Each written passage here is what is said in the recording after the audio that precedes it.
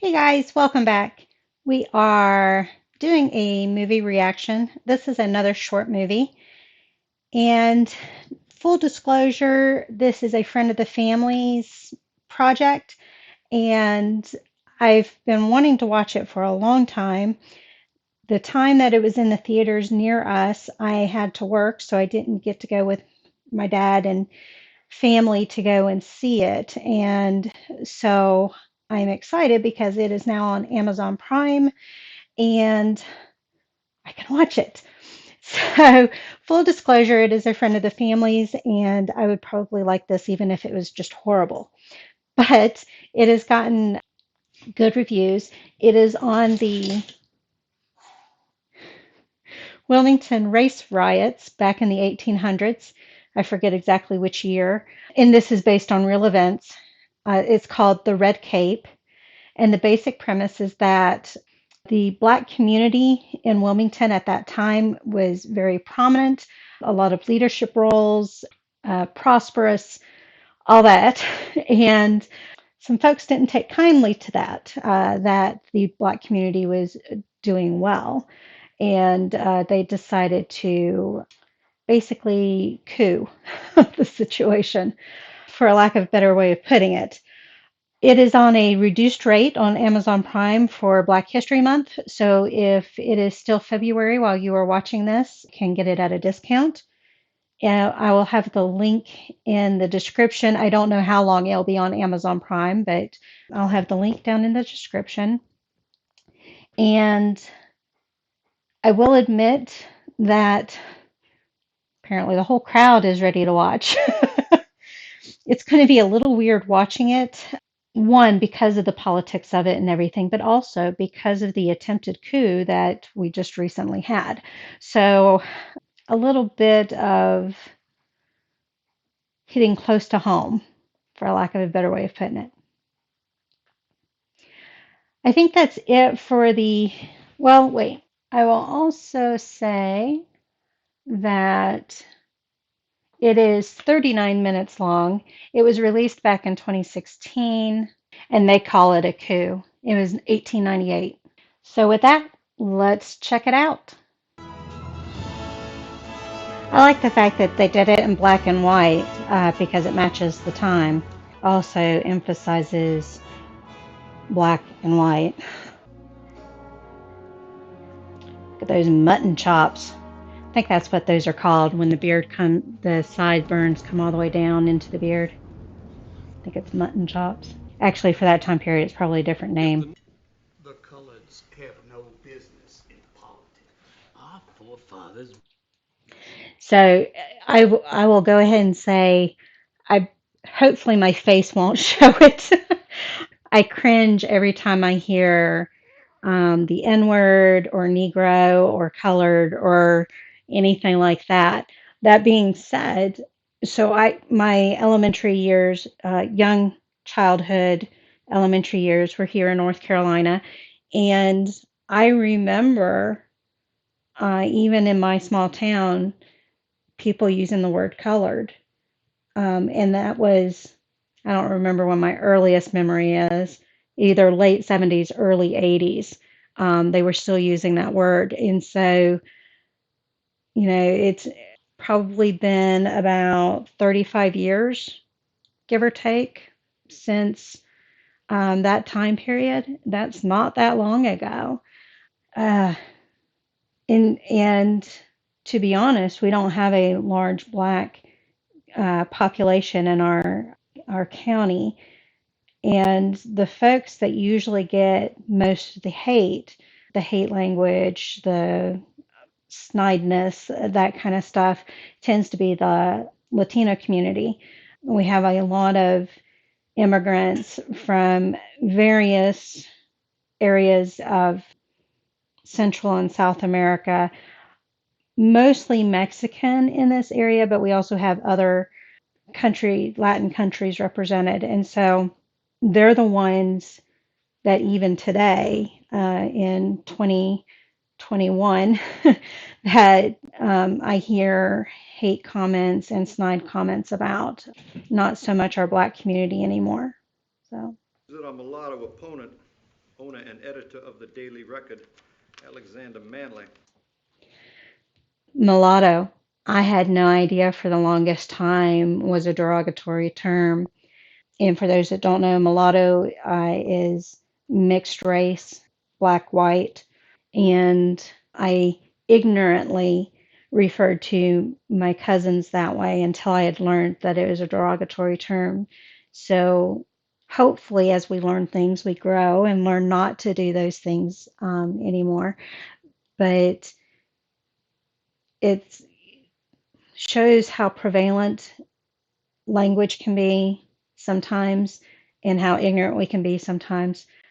In the next county over, there's a mountain called Mulatto Mountain. Or no, the mountain is called Nigger Mountain. I think they've petitioned to change that. I'm not sure. Since it's not in my county, I don't follow it. I know they've proposed to change the name of it before. There's a road called Mulatto Lane. So that language is all around us. He insinuates that white men are not pure, that we are without virtue. And then he subsequently states, and I quote, "Tell your men it is no worse for a black man to be intimate with a white woman than for a white man to be intimate with a colored woman." Mind you, none of us are pure.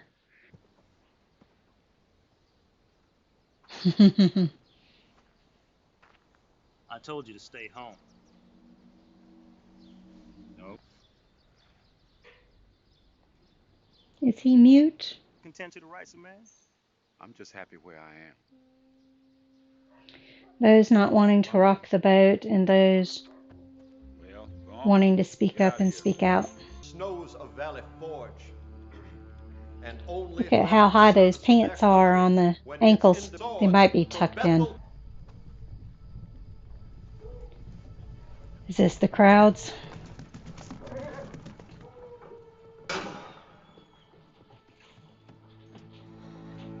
Yep. You can hear it's on a soundstage.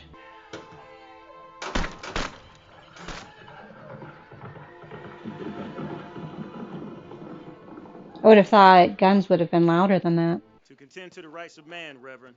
To contend to the rights of man. He's going to go vote. The News and Observer is a newspaper out of Charlotte now. I don't know if that's the same News and Observer from this time period, because Charlotte and Wilmington are not near each other. To be called animal cruelty. Could almost pass as a white man. Look mighty nice for a monkey. I'm not sure what kind of They're monkey club shoes. those jackets are. There's one stripe and two stripes. Oh, the nigger newspaper. You're the one with that little tar baby running around your heels all day, huh? So, growing up and learning, I was raised on Brer Bear and Brer Fox and Brer Rabbit, not realizing that those stories are racist. The tar baby comment reminded me of it because Brer Rabbit is,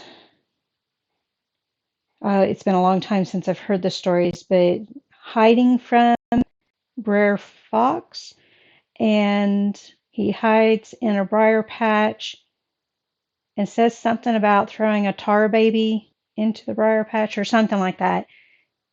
Didn't realize that what they meant was a black child.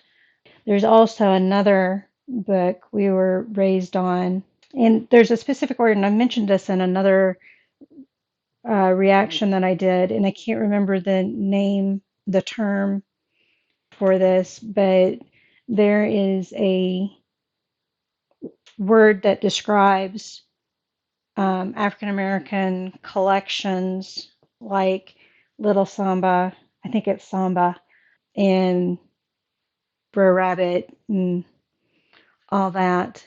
And I'll have to see if I can find out what that term is after this. But mom had the little Simba or Samba books also. And The book that I remember was where the tigers turn to butter because they are encircling the child. So I liked the book because of the tigers. I love tigers. Had no idea that it was also a racist book until I got older and learned and all that kind of stuff. And now they don't publish those books anymore because of how racist they are. Disney does not publish or promote Songs of the South. Uncle Remus or Ramus, I think it's Remus, Zippity Doo Dah and all that because of the racial undertones and everything. So, I remember Songs of the South from my childhood. It's not that long ago. Not that long ago. You just sowed your last seed, boy. The harvest is coming. It's coming. Give me those ballots. Going to plant them on them?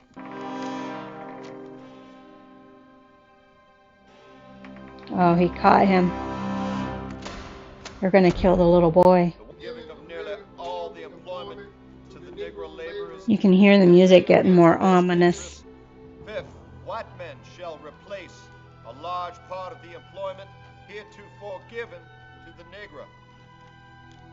In other words, the black community can keep the jobs that the white man doesn't want to have. What we know to be our rights. It's going to be the group. Yeah. Climax was reached when the Negro paper of this Just city 3 days, published 2 days or articles 3 days so after vile the and elections. slanderous. Tomorrow morning. The News and Observer might be a Raleigh paper rather than a Charlotte. And Raleigh is closer to Wilmington.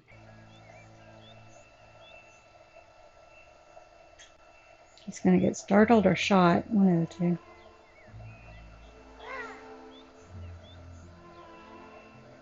He does speak. He's too happy and innocent right now. Oh, was he imagining his dad doing that with him? Oh, he was playing. Okay. It's too happy. You know things don't last when they get this happy. I did see the behind the scenes on how they did this part of the movie, so I was not surprised by the newspaper being burned down. Obey the law unless we are forced in self-defense to do otherwise. So the immediate thing I thought of with that was when he says go quietly home, is how everybody talks about how Trump told the crowds to be peaceful and go home and that sort of thing. But it was only after the fact, just like right now, it's after the fact. Law and order. Well, they didn't follow any law and order. They felt they were entitled to this situation because things didn't work out their way. They felt that it was their obligation to take control of things when it was not. Same thing with the rioters at the Capitol. They thought because things didn't go their way that they had the right to storm the Capitol. And no, they're allowed to be upset about the results, but they're not allowed to try to take control in that way. Same thing here. They had no right. So Brooklyn must be the name of the community, the black community's residential area. Is that a Gatlin?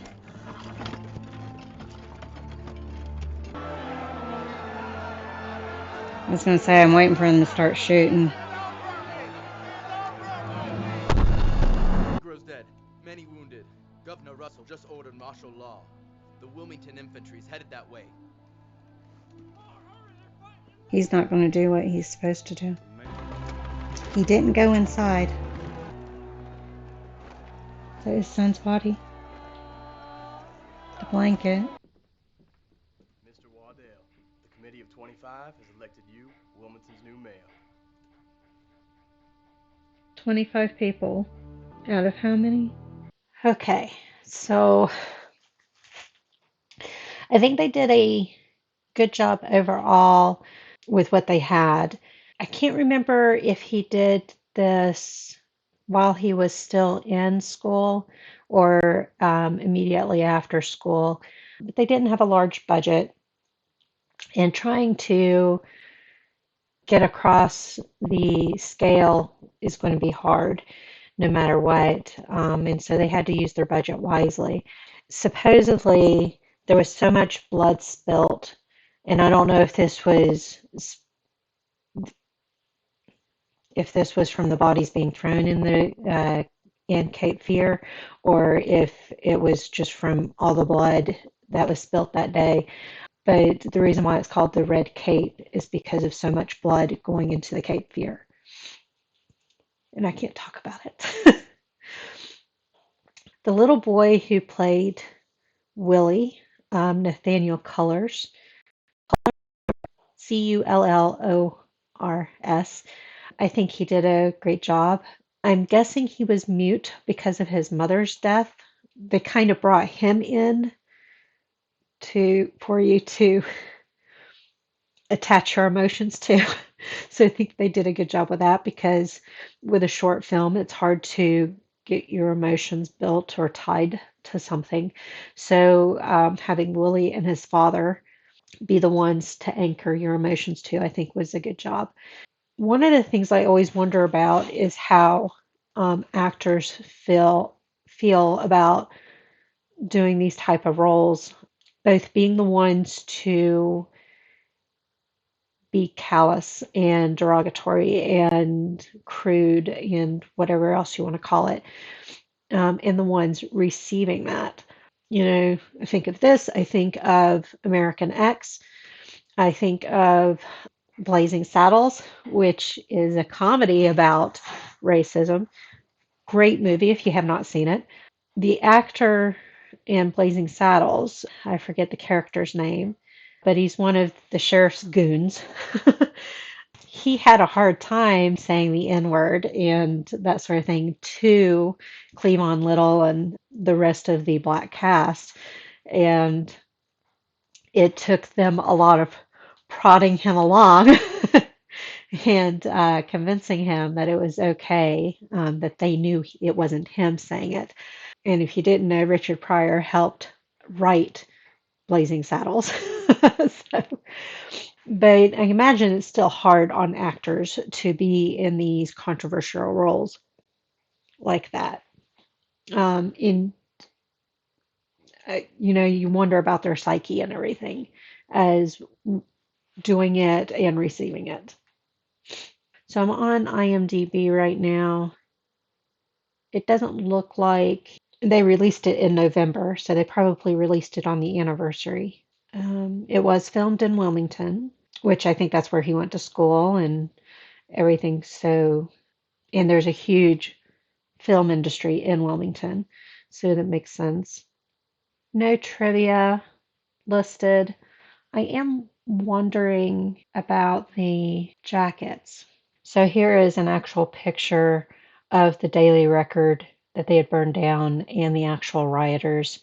This is an actual picture of red shirts.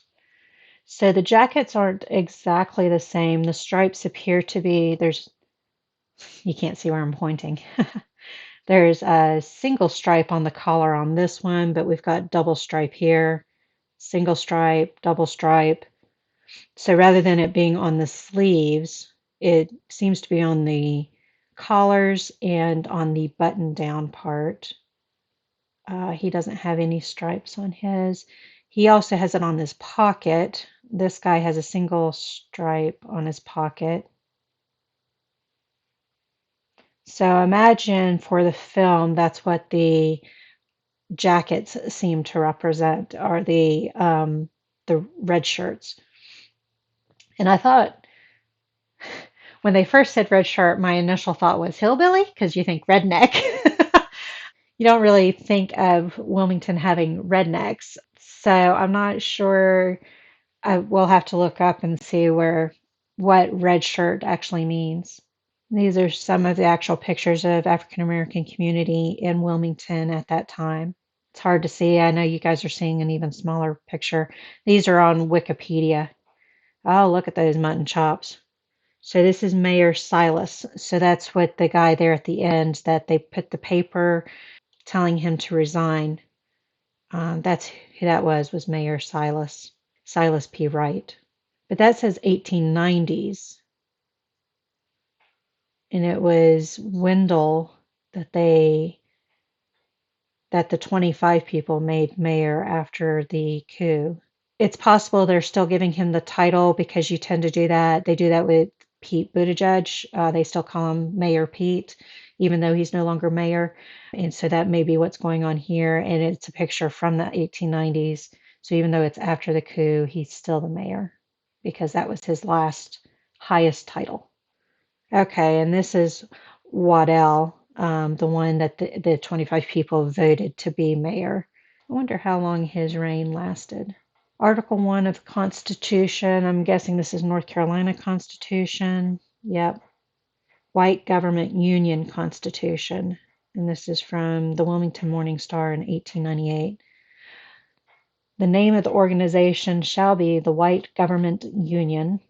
Article 2. The purpose of the organization shall be to reestablish in North Carolina the supremacy of the white race, to promote individual effort in behalf of the party and its candidates on the part of the voters, and to bring the head of the organization in the counties and the state more closely and easily in touch with the township organizations and the individual party voter. Neither oaths, gripes, signs, nor passwords shall be allowed. Any union may, if it so desires, adopt a badge, button, insignia, or uniform. Article 4, the organization shall be divided into county unions and township unions. Article 5, every white man who desires white government in North Carolina and is willing to use every practicable and honorable means to restore white supremacy therein, and who supposes to support candidates pledged to effect that purpose in the ensuing election, shall be eligible to membership of the township union. So as long as you support us, you can vote. It's kind of what it sounds like. And if we don't think white supremacy is a problem, just take a look.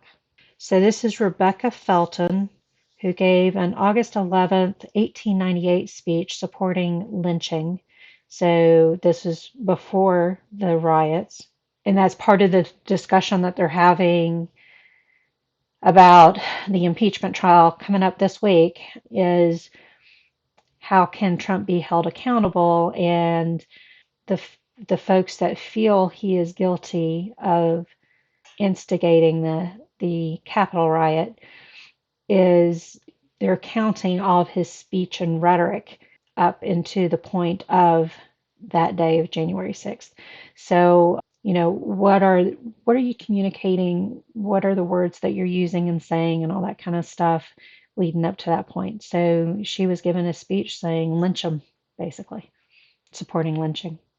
This is Alexander Manley, so the owner or the editor of the Daily Record, who wrote the rebuttal editorial that they were talking about at the beginning of the movie. So Wikipedia also has the transcript of the speech of Miss Felton that she spoke on. She makes a sensational speech before Agricultural Society, so you can actually read the newspaper editorial and the speech itself and see what you think. Did her words help instigate the riots? The same newspaper on November 4th, a horrid slander, the most infamous that ever appeared in print in this state. The alarmed politicians are trying to break the force of it by restarting to various dodges, but they are too thin. The infamous assault on the white women of this state, which appeared on the August 18th, the Negro paper published in this city, has aroused a storm of indignation from one end of the state to the other. Is this the town hall? Thalian Hall.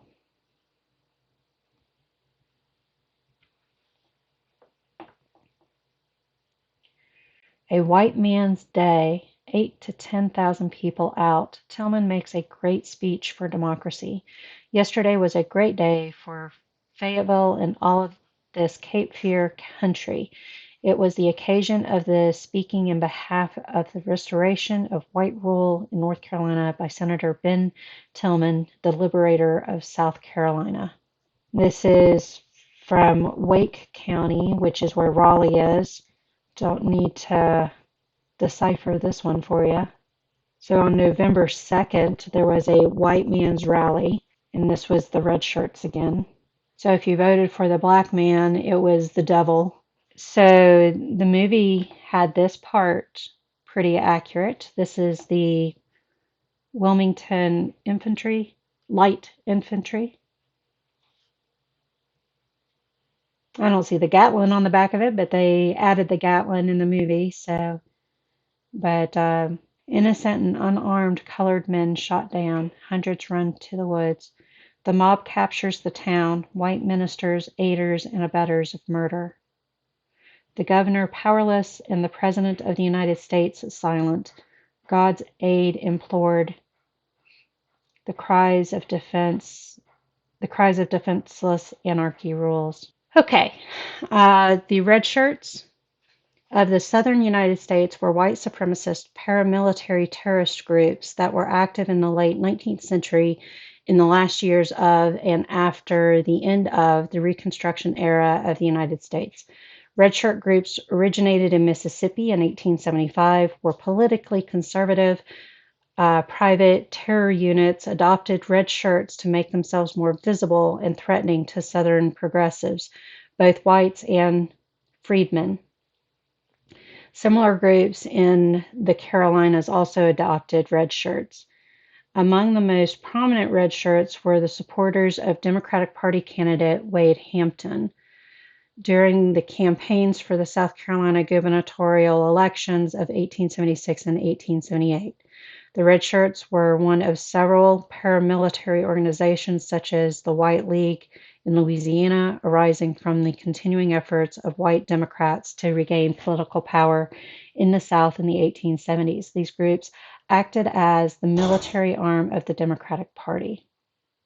And for those that don't know, I forget what point it turned, but Republicans and Democrats used to be on opposite platforms. They're accurate in what they're describing here.